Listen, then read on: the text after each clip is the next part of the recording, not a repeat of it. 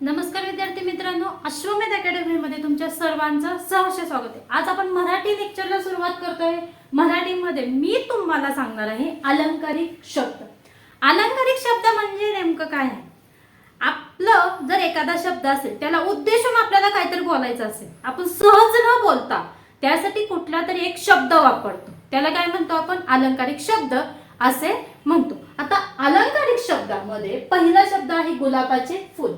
आता सहज बोललं जातं गुलाबाचं फूल। अरे बापरे, गुलाबाचं फूल म्हणजे काय आहे?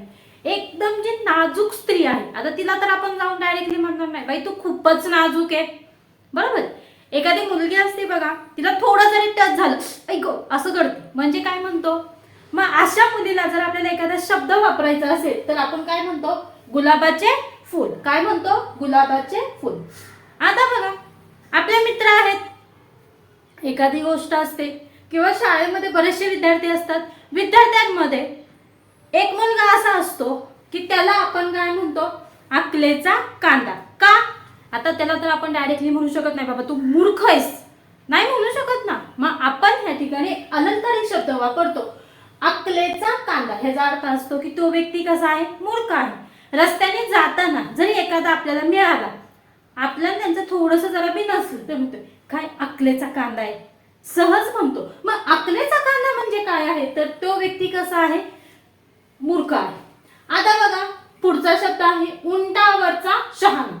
आता बघा, एक व्यक्ती असा असतो नुसता दुसऱ्यांना सल्ला देत असतो, स्वतः प्रत्यक्षात ती कृती करतो का?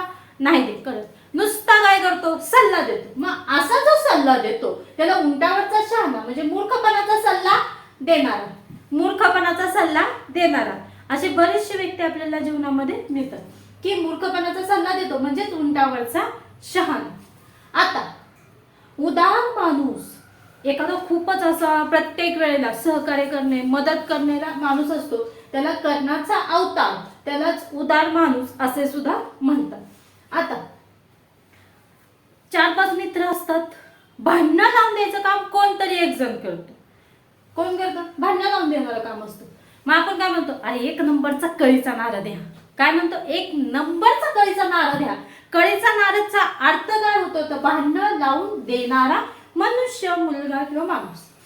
आता बघा, आता एखादं खूप रडतंय, खूप रडतंय, तर आपण काय म्हणतो? बादली आणून देते तुला, बकेट आणून देते। कधी रडायचे तेवढं रड रड रड रड म्हणजेच काय आहे?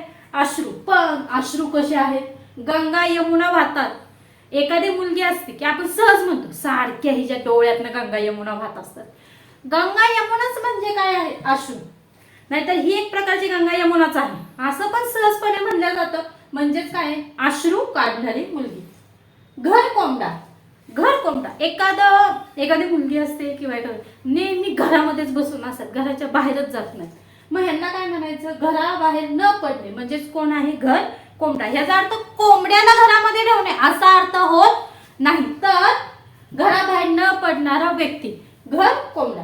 आता सूर्यवंशी, आपण सकाळी उशिरा उठलो म्हणजे सूर्य उगवल्यानंतर उठलो तर आपल्या घरचे काय म्हणतात?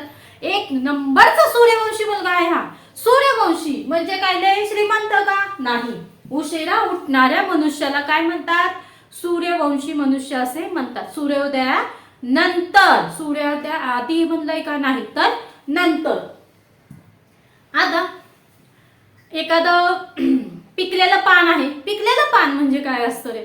एखादं झाड आहे, त्याच्यामध्ये एखादं पान असं पिवळसर होऊन त्याला हे झालेलं असतं, म्हणजे म्हातारा मनुष्य। आता मला तुम्ही सांगा, ही तर दगडावर लिहिलेली रेष आहे। दगडावर लिहिलेली रेष म्हणजे कधी न बदलणारी। सहज म्हणतात काळ्या दगडावरची रेष आहे, काळ्या दगडावरची रेष आहे म्हणजेच कधी न बदलणारी। आता मी इथपर्यंत जेव्हा तुमचे अलंकारिक शब्द घेते त्याच्यामध्ये मी तुम्हाला परत एकदा रिवाइज करते। गुलाबाचे फूल, एकदम नाजूक अशी स्त्री। गुलाबाचं फूल हा शब्द आला पेपरमध्ये, तुम्हाला ऑप्शन येतात पुढीलपैकी अलंकारिक शब्द कोणता? गुलाबाचं फूल, एकदम नाजूक स्त्री, अक्कलेचा कांदा। अक्कलेचा कांदा म्हणजे मूर्ख व्यक्ती। उंटावरचा शहाणा म्हणजे मूर्खांना सल्ला देण्याचं काम ते करतो, उंटावरचा शहाणा। कर्णाचा अवतार, आता कर्ण सगळ्यांना माहितीये, कर्ण हा समाजसेवा करायचा, बरोबर आहे, म्हणजे उदार माणूस, कळीचा नारद, हळूच काहीतरी खोड्या काढणारा म्हणजे कळीचा नारद. प्रत्येक मित्राच्या ह्याच्यामध्ये एक तरी कळीचा नारद असतो म्हणजे असतोच. गंगा यमुना, एखादी मुलगी सदा ना कदा रडती, तिला काय म्हणतात, गंगा यमुना हिच्या खूप वाहतात म्हणजे अश्रू. घर कोंबडा, घरामध्ये बसून राहणारा, घराबाहेर न पडणारा. सूर्यवंशी, सूर्य उदयानंतर उठणारा म्हणजेच उशिरा उठणारा. पिकलेलं पान म्हणजे म्हातारा मनुष्य. दगडावरची रेघ, कधीही न बदलणारा, एखादा प्रसंग, एखादी व्यक्ती असेल किंवा काय असेल त्यांच्यामध्ये कधीच काही बदल होत नाही. आता दगडावरची रेघ आहे, जर काळ्या दगडावर रेघ लिहून ठेवली, आपल्या घरचे म्हणतात बघा, आपल्या एखाद्या सवयीबाबत, ह्याची सवय ही कधीच बदलत नाही, मग दगडावरची रेघ. पुढचा आहे गाढव, बेअक्कली माणूस. आता एखाद्याला म्हणू शकत नाही तू बेअक्कली आहे, सहजपणे नाही म्हणू शकणार. गाढव, निव्वळ गाढव आहे म्हणजेच काय आहे, बेअक्कली मनुष्य. आता सहज आहे, एखादी गोष्ट होतीये, एखादी गोष्ट आपण म्हणतोय, बरोबर आहे.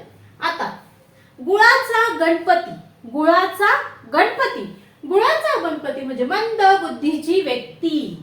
गुळाचा गणपती, आता त्याला म्हणायचंय तू मंद बुद्धीची व्यक्ती नाही, अलंकारिक शब्द आहे. अरे तू एक नंबर गुळाचा गणपती आहे किंवा गुळाचा गणपती आहे म्हणजे मंद बुद्धीचा.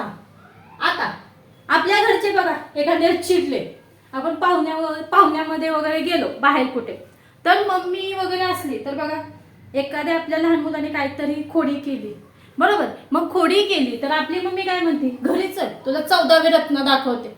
मग 14वे रत्न दाखवते म्हणजेच काय, रत्न देणार आहे का आपली मम्मी? नाही, तर काय देणार आहे, माळ. काय देणार आहे, माळ.